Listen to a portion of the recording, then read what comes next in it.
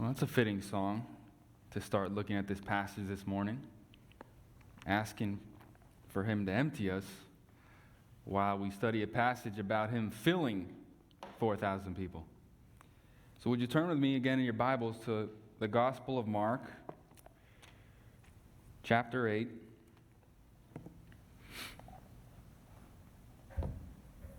We're going to be looking at verses 1 to 9. I've titled the sermon this morning, Compassion, Consternation, and Creation. Jesus feeds 4,000. Compassion, confusion, and creation. So follow along with me as I read from verses 1 through 9,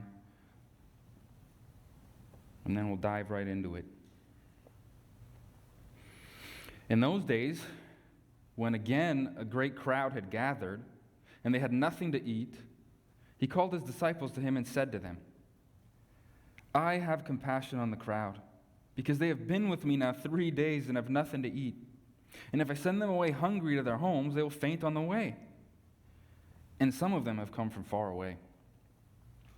And his disciples answered him, How can one feed these people with bread here in this desolate place? And he asked them, How many loaves do you have? They said, 7. And he directed the crowd to sit down on the ground. And he took the 7 loaves, and having given thanks, he broke them and gave them to his disciples to set before the people. And they set them before the crowd. And they had a few small fish, and having blessed them, he said that these should also be set before them. And they ate and were satisfied.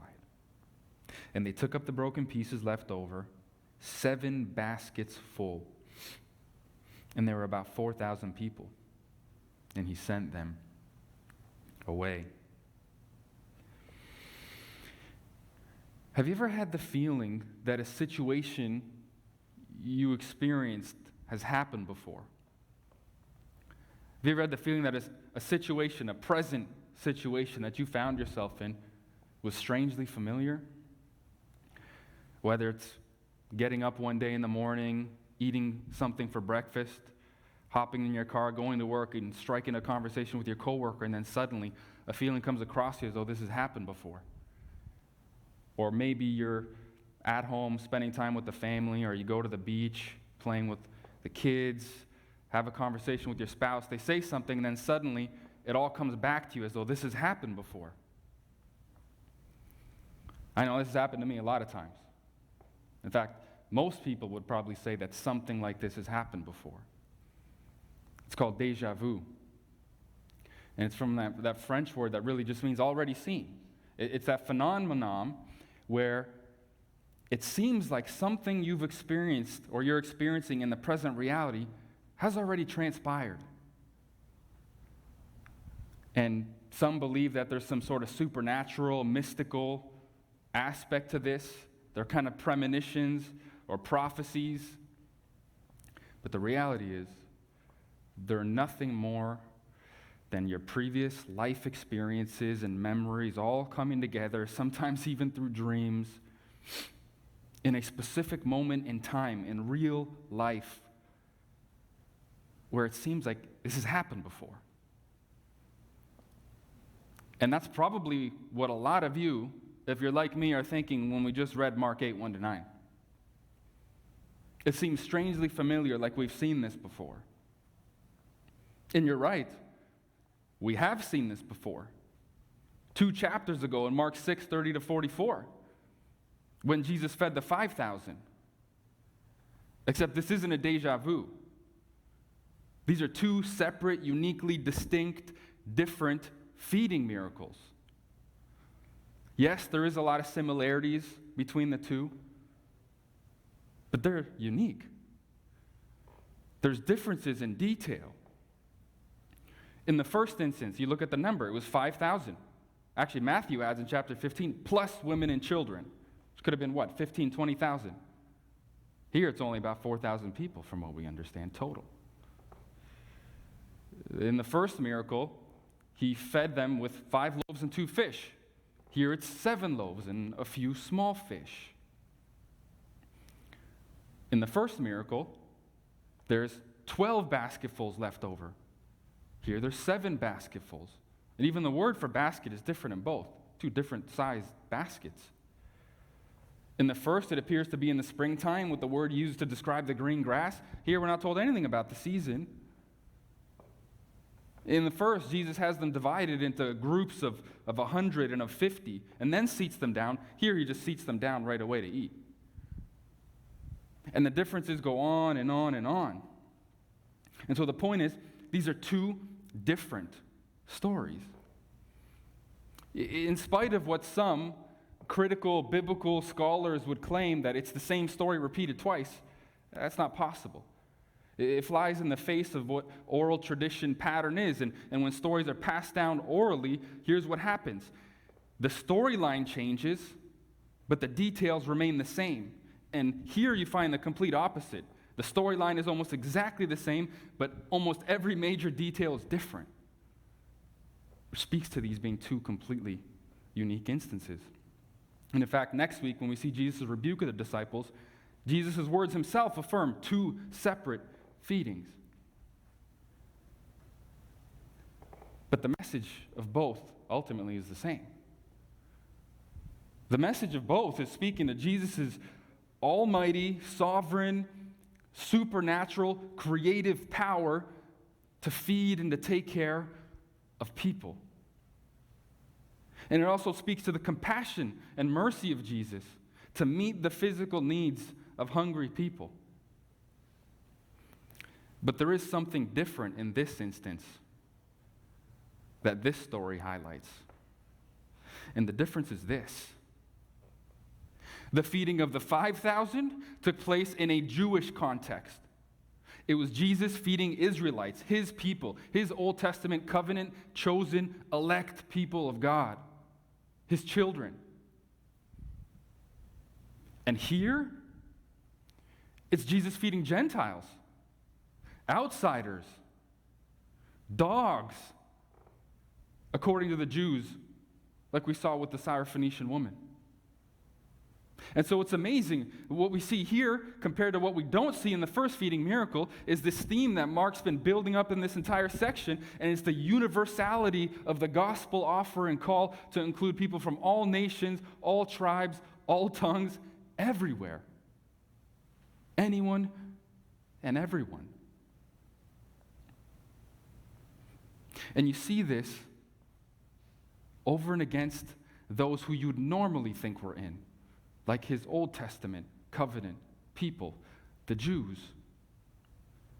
who still don't get it, like his disciples, their consternation, their confusion, their dullness.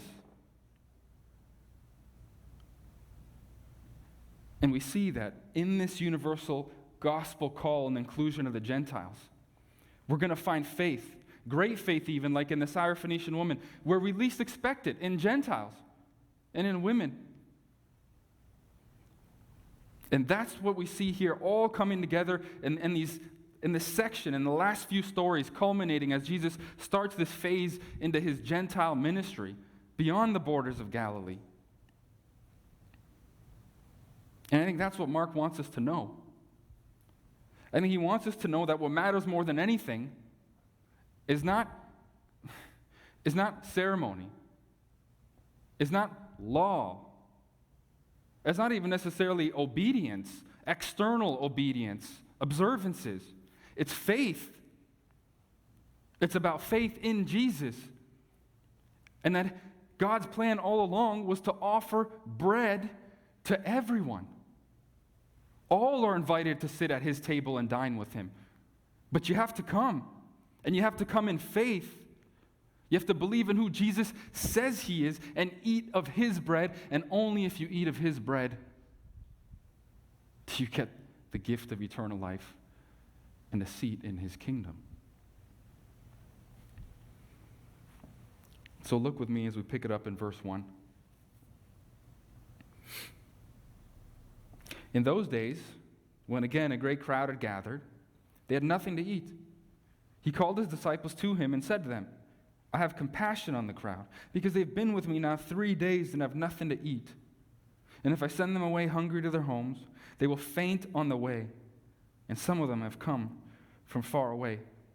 So in those days, what does that mean? It's around the same time as the Syrophoenician woman story and the deaf mute man we looked at last week. That's what Mark means by in those days. And he says, again, another crowd gathered to him, this time for 3 days, over and against the first feeding miracle where they were there with him one day.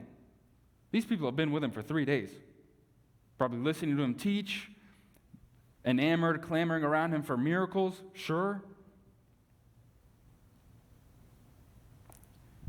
And they're running out of food. It's been 3 days. They got nothing left. And unlike in the first feeding incidents, where it's the disciples who took the initiative, they come to Jesus and said, send these people away. It's getting late. They need to go home, find a place to rest, and find some food to eat. It's Jesus now who takes the initiative. He says, these people have been with me now for 3 days. And they have nothing left to eat. I'm concerned about them. I care for them deeply. I need to do something. Many of them have come from far away. I can't send them home exhausted with empty stomachs. They'll faint on the way. I have compassion on them, he says. Exact same word he used in the first story, which speaks to that deep-seated emotion and burden and feeling of care that comes from inside a person at the very core of who you are. This is a deep-seated affection and care he has for these people. Because he knows they're hungry. And he knows they have nothing to eat. I care deeply for these people. I have a burden for these people. Even if you Jews, his disciples, don't because they're Gentiles, I care about them. And I care about meeting their physical needs. I think the disciples needed to hear Jesus say that. And this time he says it in the first person. In the first feeding story in Mark 6, it's just Mark as a narrator. He says, and Jesus looked on the crowd and had compassion on them. But it was even for a different reason. He had compassion on them because he was looking at them as a sheep without a shepherd. Here, Mark records in the first person, Jesus says, I have compassion on them. Not because they're sheep without a shepherd and need teaching and leading and guiding, but because of their physical need, their deprivation, they're hungry. I care about them. This is language he never used to describe how he felt about his own disciples, the Jews. But he does about the Gentiles. And I think the disciples needed to hear that. What were they thinking in response to this? Were they angry at Jesus for saying that? Were they jealous that he used such terms of endearment, of affection towards Gentile dogs? We're not told. We don't know exactly what was on their mind, but we do know based on their response in verses 4 to 5 that they didn't get it, just like the first feeding miracle. Verse 4. And his disciples answered him, how can one feed these people with bread here in this desolate place? So before, in the first story, they were wondering how in the world they would get 200 denarii, how they would have enough money to feed those 5,000 people. And now they're still worried about the physical part, but for a different reason. Not because they're not sure where the money's going to come from, but how they're going to feed them in this desolate place, this lonely place, this wilderness. How is it going to happen here? And it's amazing to think about. Are they really worried now? I mean, before they were in the wilderness too. Is this a greater wilderness, even further removed from society or the nearest fishing village or town? Regardless, the point is, they still don't get it. The ones who already witnessed Jesus just weeks, months prior, feed a crowd of 5,000 men. Matthew says, besides women and children. So if you do the math, that could have been what, 15, 20,000 people? And they still have no idea how they're going to have enough bread to feed this smaller crowd of 4,000 people. It's amazing. Are they still so dull? Do they have rocks in their heads? What is going on here? They say, well, you know what, maybe enough time has passed by and they just forgot. Or I know, they started to get to know Jesus well by now at this point in his ministry. They knew that he didn't primarily come to just do miracles and healings, and certainly not at people's beck and call, so, they didn't expect him to do it again here and take care of these 4,000. Or, they were truly in a wilderness this time. You see, the word used for wilderness is a little bit different. It's a different form of that same word. Here now, it's a real wilderness. Before, it was just a lonely place, a desolate place, and so they really didn't know. No, none of these possible explanations are plausible, are they? Because we have to understand the disciples' response here in light of Mark's narrative theology that he's been building up already in this whole section, don't we? And what has Mark been saying about the disciples starting in chapter 6 after the feeding miracle? When Jesus came to them walking on water. And in verse 52, he says, in the same way they didn't understand about the feeding miracle of the 5,000, they didn't understand how he came to them walking on the water. Because of their hardness of heart, he says in verse 52. And in chapter 7, what does he say? After the controversy with the Pharisees and scribes about the purity rituals and what actually makes someone clean and unclean, they didn't understand the parabolic teaching. And what does he say to them? Are you still so dull? Do you still not have understanding? This is what Mark's trying to show us here.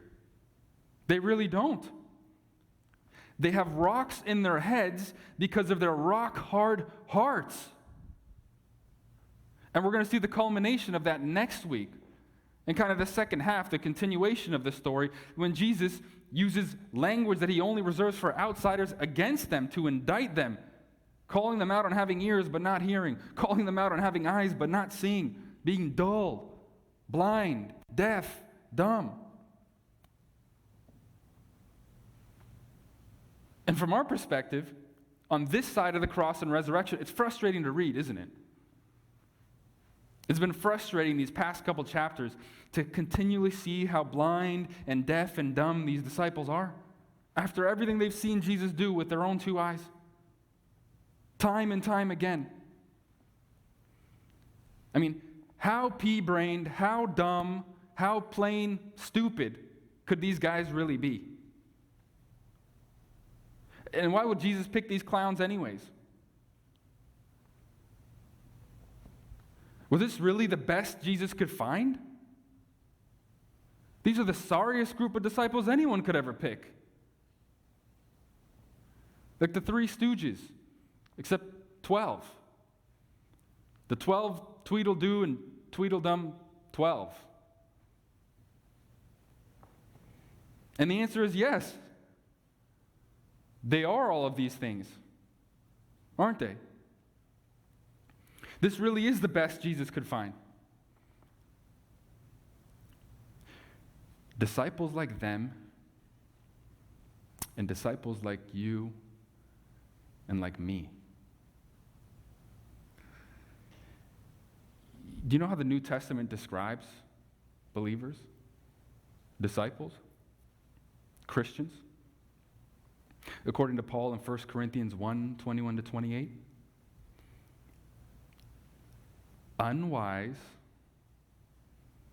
unpowerful, lowly, meek, foolish, insignificant, nobody, nothings, from nowhere. That's us. That's them.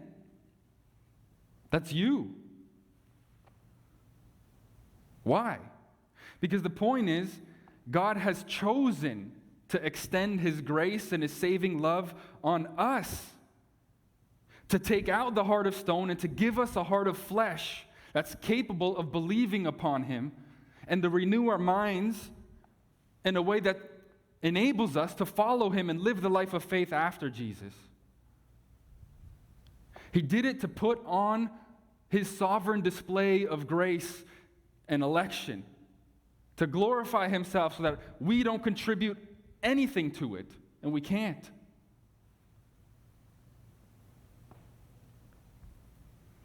It's God who hardens the heart and softens the heart. That's what Paul says in Romans 9 when he's quoting Exodus 9. God says he's going to harden Pharaoh's heart so that he won't let the people go, so that he could put his power on display through the mighty miracles and plagues that he would strike Egypt with. It's all of God.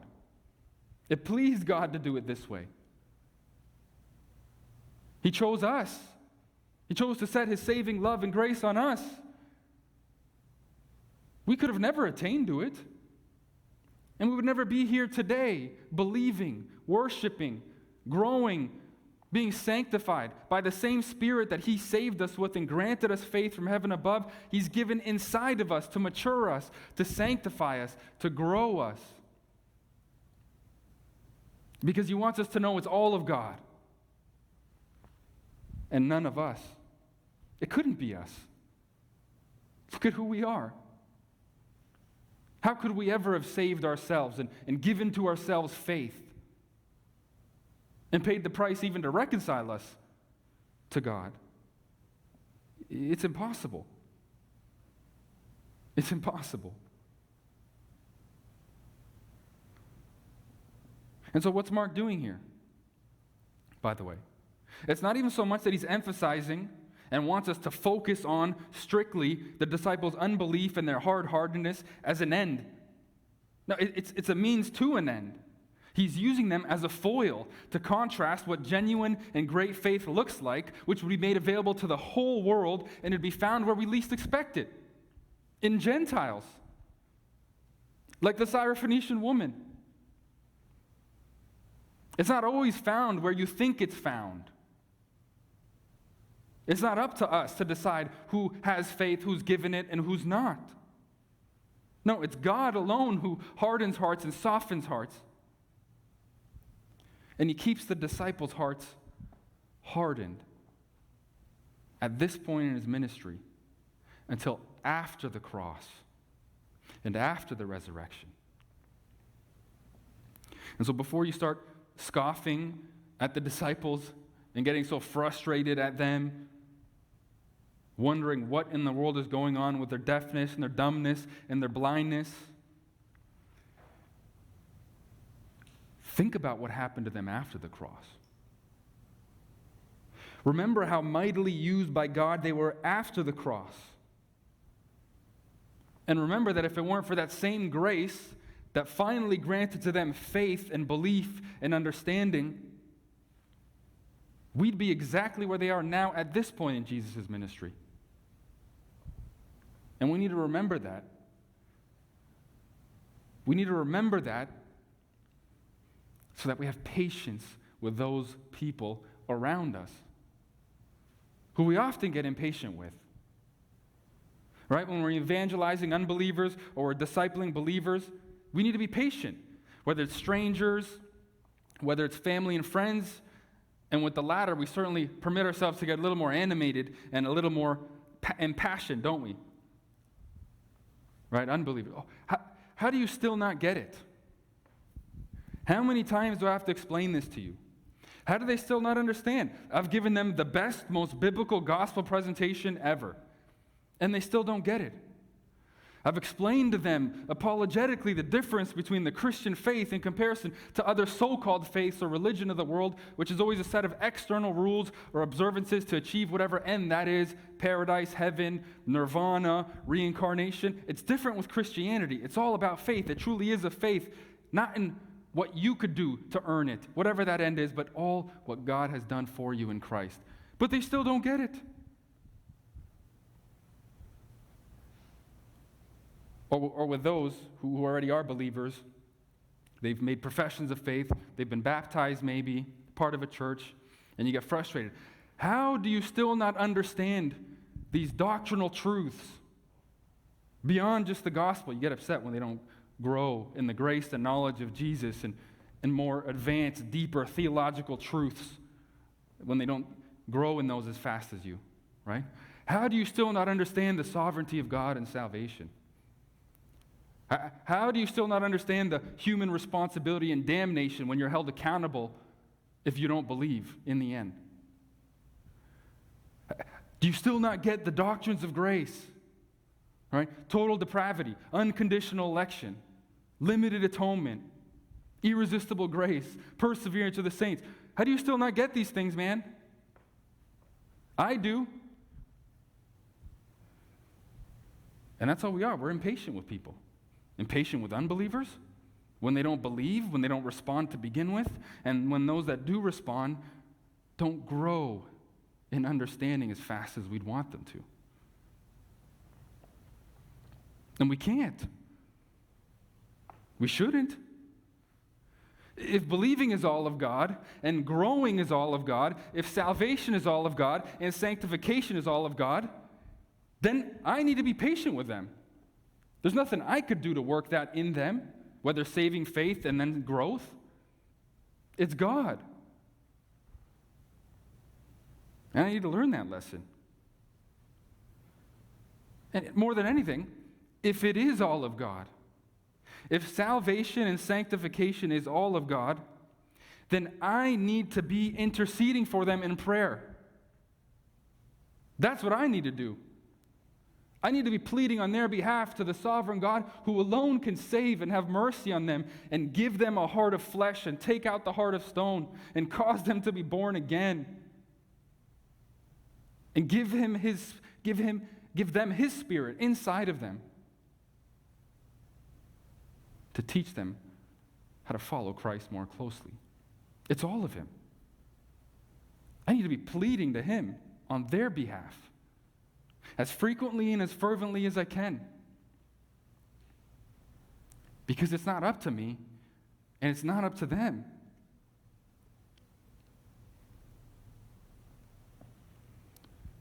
We need to be patient. We need to be understanding. I know I've learned that lesson many times in my life. I've had conversations with so many people, strangers and family alike. And especially in my younger days, when I myself was introduced to the doctrines of grace and started studying the Word of God at a deeper level, blowing my mind. And I wanted to impart this on everyone else, and when they didn't follow and track with me as fast as I wanted, I got upset too. You get frustrated. You get annoyed. Or yeah, when you do present a biblical case to someone and they reject it, and you feel like you've done the best job ever, that nobody could resist this. Nobody could resist me and what I showed them. But they can. My grace is irresistible. God's grace isn't. Big difference.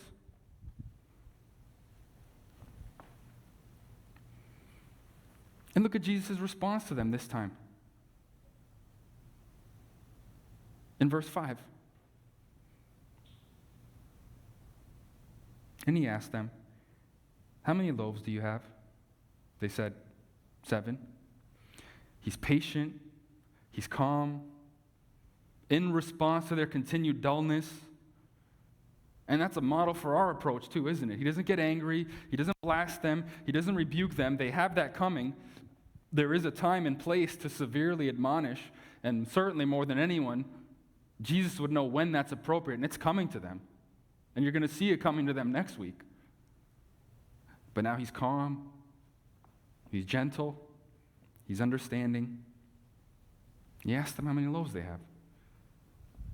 Oh, last time you had 5 loaves? Now you have 7? That's fine. Verse 6. And he directed the crowd to sit down on the ground.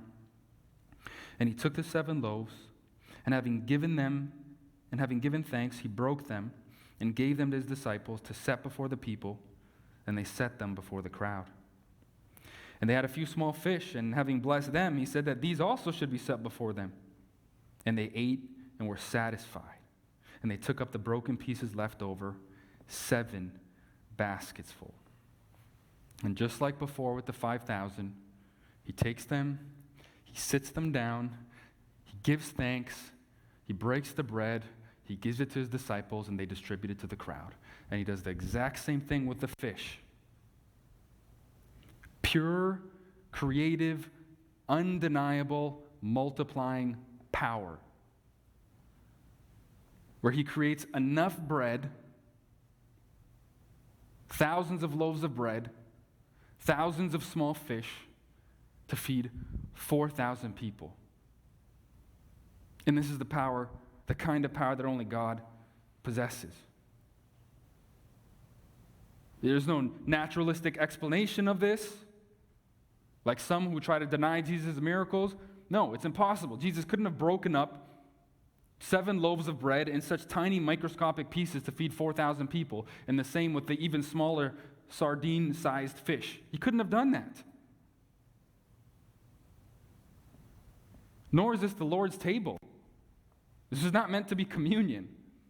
This actually predates the Lord's table, which is going to happen later in ministry, at the Last Supper, the night before Jesus' death. This is a full-blown meal. It says, verse 8, they were all satisfied. They were all fully satisfied. They ate and had their fill. They stuffed their bellies until they could eat no more, is the kind of thing.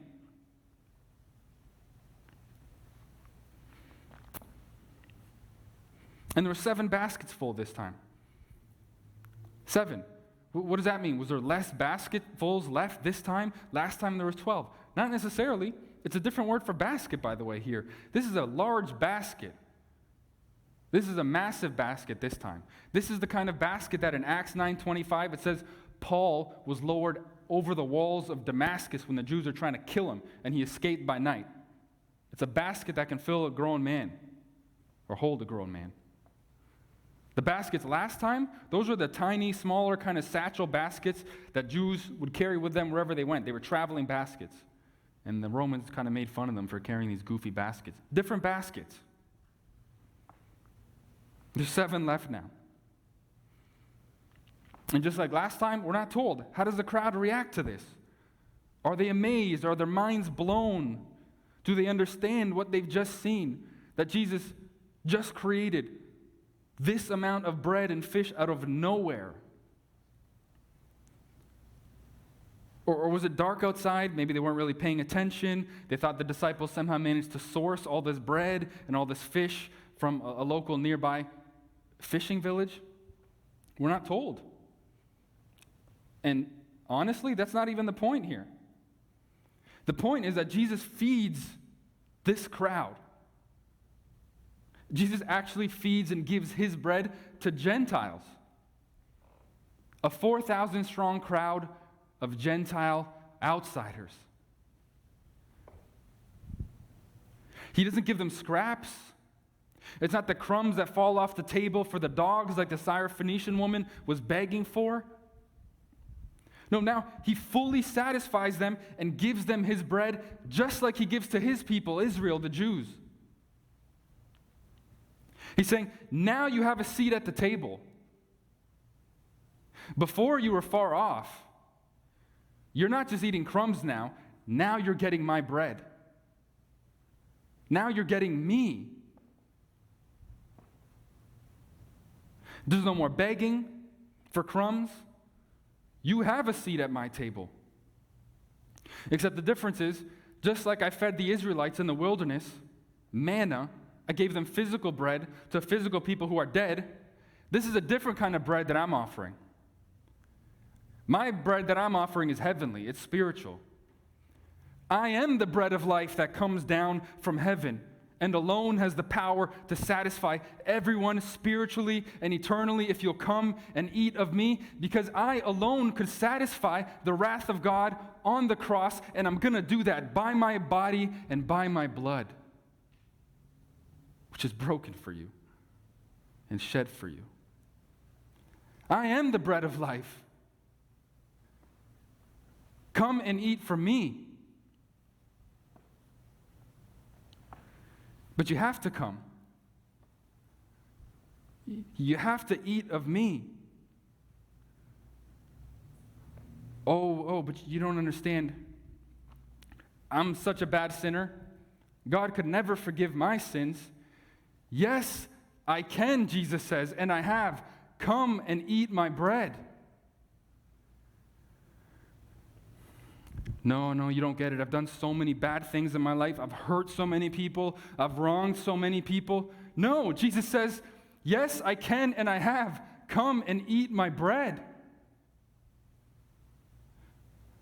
No, you don't understand, Sebastian. I've rejected God for so long. I've resented his people, all the people who came preaching to me, telling me about the Bible, telling me about Jesus. I've despised them. I've hated the idea of God. And in fact, I've even said I hate God. How could he ever forgive me for that? And Jesus says, yes, I can and I have. Come and eat my bread.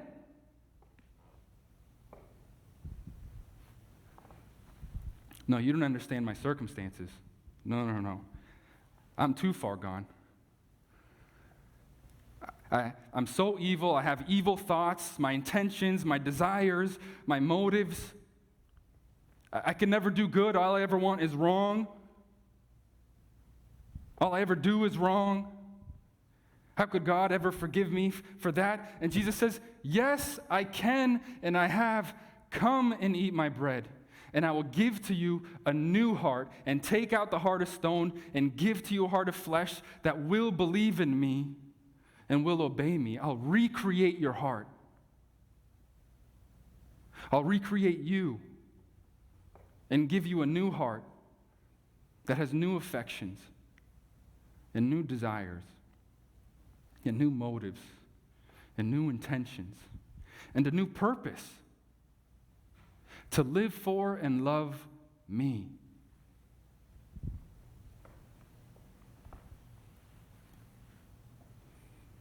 But you have to come. The invitation to my table is for everyone. But you have to come. And you have to come now. Because if you don't come now, neither can you come at my final messianic banquet table in my kingdom.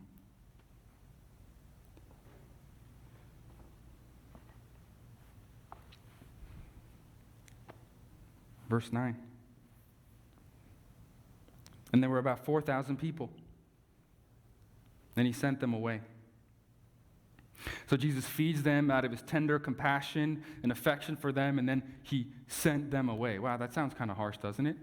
Yeah, but that word there, it can be translated to send away, to get rid of, to dismiss. But it can also be translated to liberate, to release. And you see, for the Jews, for the disciples, oh yeah, they wanted to send these Gentiles away. They wanted to get rid of them, to dismiss them. But Jesus feeds them, and then he frees them. He releases them. He liberates them.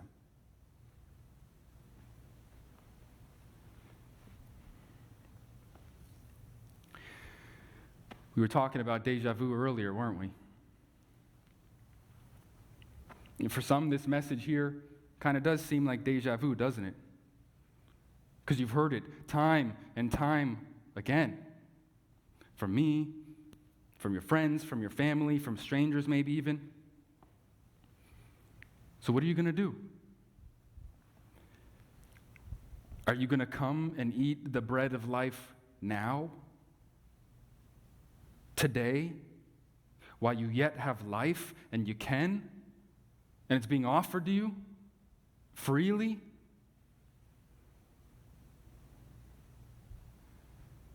Because whether you come and eat the bread of life now while you yet have a chance is going to determine the kind of deja vu you have in the end, in the consummation of all things. When Jesus comes and ushers in his heavenly kingdom.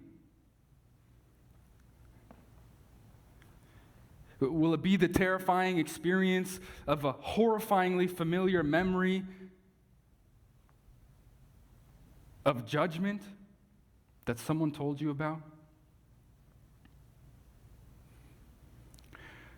Or will it be the joyous experience of a strangely familiar story, a memory that you heard about at church from a preacher, from your friends or family or someone on the street, about a joyous, heavenly banquet, dining with Jesus at his table in his kingdom forever? And the choice is yours. Bow with me.